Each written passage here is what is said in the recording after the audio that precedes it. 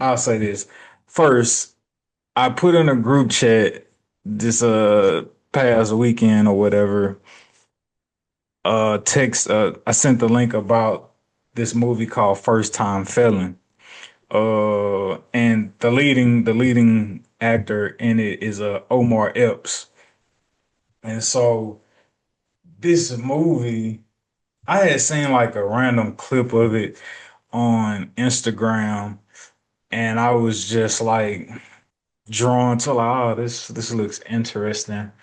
Um, I want to watch it, so I happened to be able to find it on YouTube. Came out in 1997, and I don't know if this was the director's intent or the writer's intent of the movie, but this movie has a very powerful messaging, or at least it spoke loudly to me. And I just want to bring it to the pod in hopes that it can encourage or bless somebody else who may need to hear it. But if not, then I guess it was just for me. But nonetheless, right? So this movie, the setup of this movie is Omar Epps, he gets caught up in the streets, has to go to jail, but because he's a first time felon, he can opt out of actually serving time in prison and go to like a boot camp detention center type setup.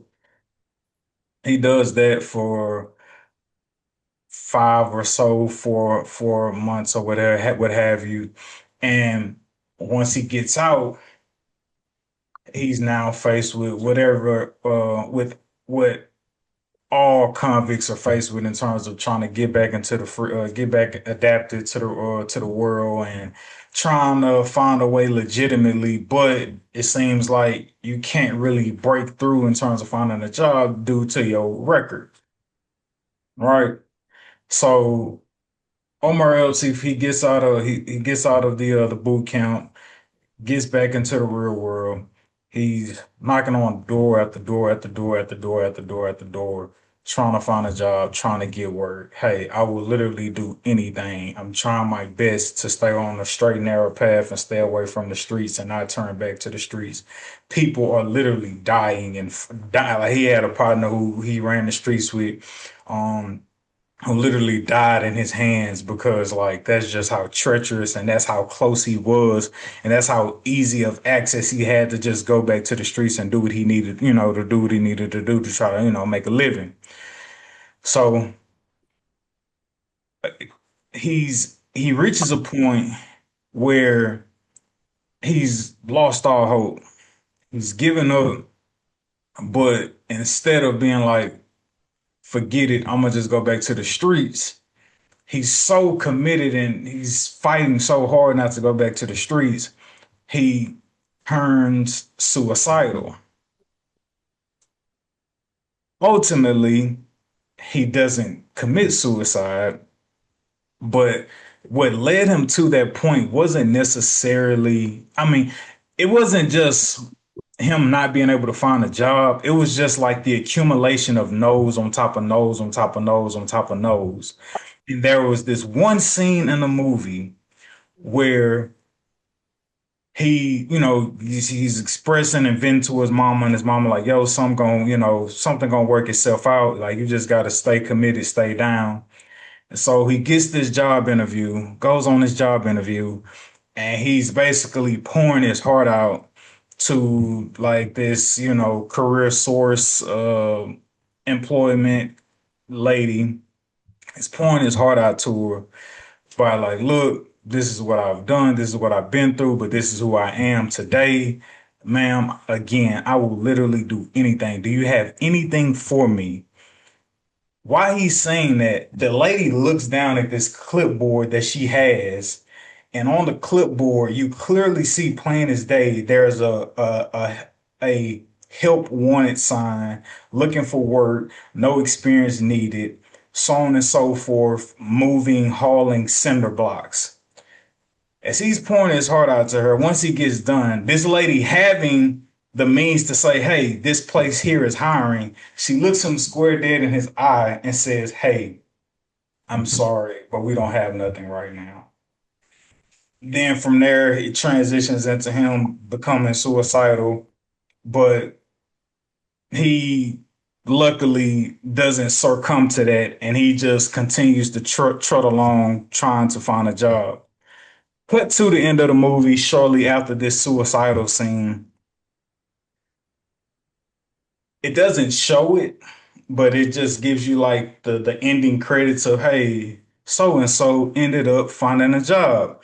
And so at the end of the movie, we find out that Greg, that's the Omar Epps character, we find out that he finds a job. And the ending credit said he eventually found a job where he was able to become a youth counselor, which allowed him to be connected to his purpose. He found purpose through his job of becoming like a youth guidance counselor. And when I seen that, it just like pierced me because it was just like, yo, as gruesome as that path was of those no's, had he got a yes early on, he would have never got to his purpose of being like a youth guidance counselor. Had he had that lady been like, hey, we actually do got this job for you to haul cinder blocks, he would have more than likely stopped searching for work because he been like, all right, I finally got a job. And he would have never actually got to his purpose. And I just thought that it was real powerful how the negative connotation that's in life that's placed around having no's thrown at you, but the no's really eventually worked itself all together for the good, as the scripture says, which led him to his purpose. And so, anybody out there facing what seems like an insurmountable amount of no's, um, watch that movie if you get the chance. Like I say, it really spoke to me. Like the nose are for protection. The nose, like the saying, like delay don't mean deny you, so to speak. And like though it felt like him trying to find a job was like just constant no, constant delay. Um, like the nose are for protection. A lot of times like I say, the nose could be whatever negative fixation is placed on in like the world of today. But there's a blessing in the no, essentially, is what I got from it. Like there's a blessing in the no. Like a no don't mean, yeah, I'll leave it at and there's a blessing in the no. And I feel that's what I got from watching that movie first time feeling. And like I said, I just had to share that. I just had to share that. Real good movie, man. It's a real good movie.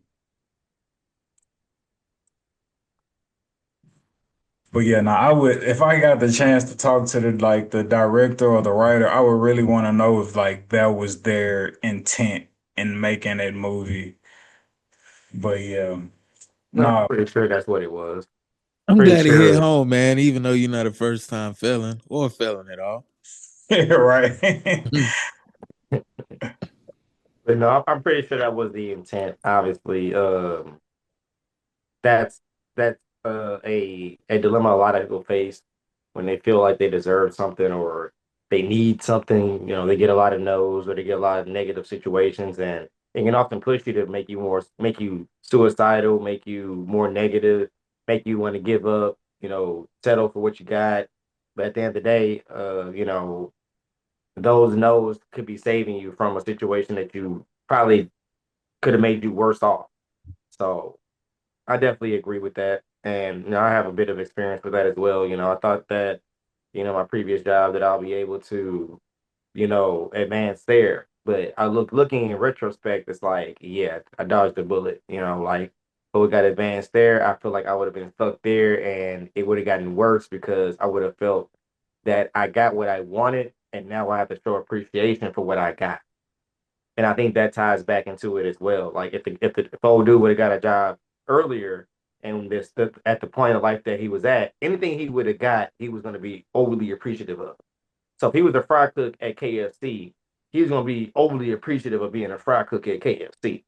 You know what I'm saying? No matter what the pay is, like I got a job, like I got to start, like I'm gonna go hard at this. So he could have ran the train up, ran a train, pause, or excuse me, guys. Uh, worked its way up the ladder, if you would say, as far as as far as the Whoa. hierarchy. Fuck the one So, that on the train.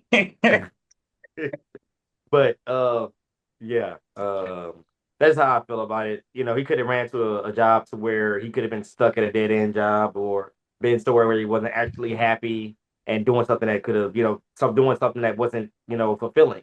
So the fact that you get those no's and it's things at the moment and it feels like the world's against you, it don't necessarily mean that all the time.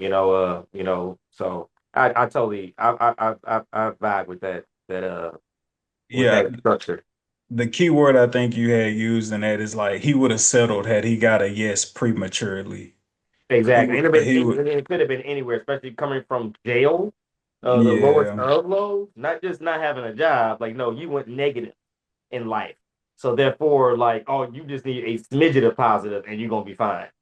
Especially if, you got the second chance you want and you actually are appreciative.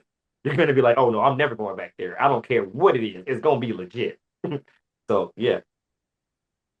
Yeah, the writer of the film is Daniel Therault.